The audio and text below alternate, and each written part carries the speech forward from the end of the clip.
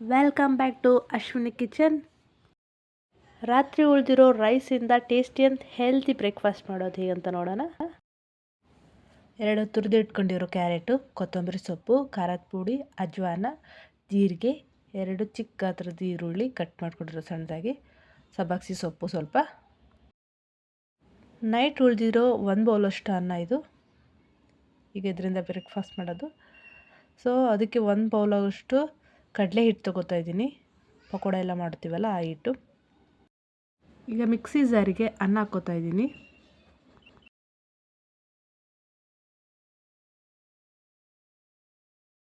So grind ಆಗೋಕ್ಕೆ ಸ್ವಲ್ಪ ನೀರು ಹಾಕ್ಕೋತಾ ಇದ್ದೀನಿ. ನೋಡಿ ಆಗಿದೆ, ಇಷ್ಟಾದರೆ ಸಾಕು. ಈಗ ಮಿಕ್ಸರ್ ಬೌಲಿಗೆ ಗ್ರೈಂಡ್ ಮಾಡ್ಕೊಂಡಿರೋ ರೈಸ್ ಹಾಕ್ಕೋತಾ ಇದ್ದೀನಿ.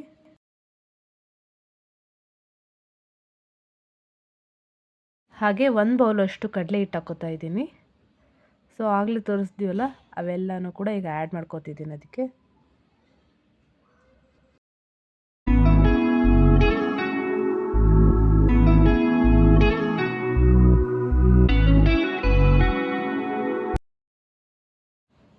ರುಚಿಗೆ ತಕ್ಕಷ್ಟು ಉಪ್ಪು ಹಾಕ್ಕೊಳ್ಳಿ. ಈಗ ಚೆನ್ನಾಗಿ ಮಿಕ್ಸ್ ಮಾಡ್ಕೊಳ್ಳಿ.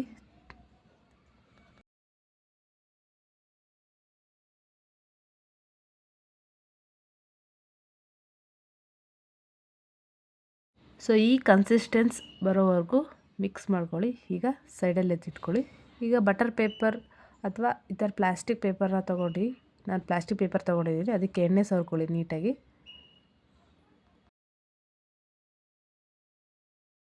ಕೈಗೂ ಎಣ್ಣೆ ಹಚ್ಕೊಳ್ಳಿ, ಇಲ್ಲಾಂದರೆ ಅಂಟ್ಕೊಂಡ್ಬಿಡುತ್ತೆ ಕೈಗೆ. ನೀಟಾಗಿ ಎಣ್ಣೆ ಹಚ್ಚೋದ್ರಿಂದ ನೀಟಾಗಿ ನಾವು ತಟ್ಕೋಬೋದು.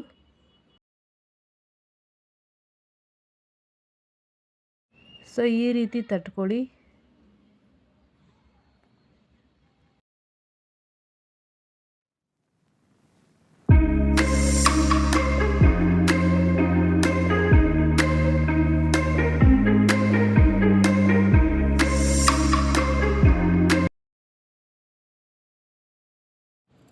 ಈಗ ಇಷ್ಟು ಸಾಕಾಗುತ್ತೆ.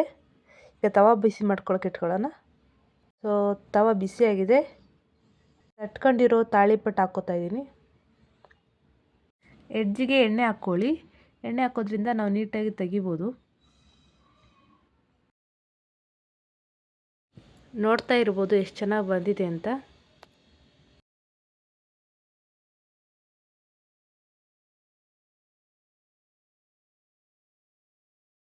ಇದೇ ರೀತಿ ನಾನು ಇನ್ನೊಂದು ಮಾಡ್ಕೋತಾ ಇದ್ದೀನಿ.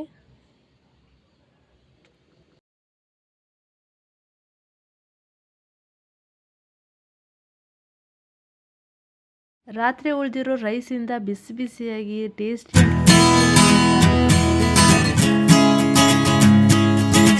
ಈ ವಿಡಿಯೋ ನಿಮಗೆ ಇಷ್ಟ ಆದರೆ ಲೈಕ್ ಮಾಡಿ, ಶೇರ್ ಮಾಡಿ, ಕಮೆಂಟ್ ಮಾಡಿ.